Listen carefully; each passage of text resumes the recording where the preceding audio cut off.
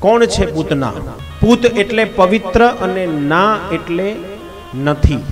જેનું મન પવિત્ર નથી તે પૂતના છે.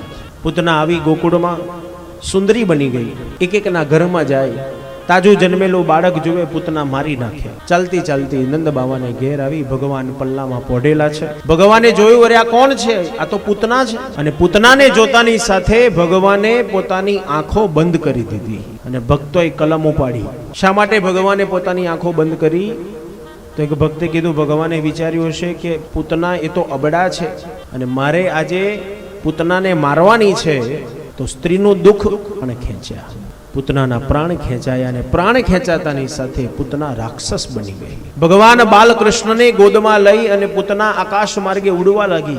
યશોદા બૂમો પાડે, અરે મારા દીકરાને બચાવો, દીકરાને બચાવો. ગ્વાલો હાથમાં લાકડીઓ લઈ લઈ પૂતનાની પાછળ દોટ મૂકે છે. બધાની નજર ઉપર છે, આકાશ તરફ છે, પણ નીચે કોઈને ઠોકર વાગતી નથી. બોલો, આપણે તો નીચે જોઈને ચાલીએ તોય ઠોકર વાગે છે. આપણે નીચે જોઈને ચાલીએ છીએ તોય ઠોકર વાગે છે. અને વ્રજવાસીઓ બધાની નજર આકાશમાં છે, પણ છતાંય નીચે કોઈને ઠોકર નથી વાગતી. કારણ નજર ક્યાં છે? બધાની આકાશમાં છે? ના. પૂતનામાં છે? ના. પણ પૂતનાના વક્ષસ્થળમાં રહેલા ભગવાન બાલકૃષ્ણમાં નજર છે, તો કોઈને ઠોકર નથી વાગતી.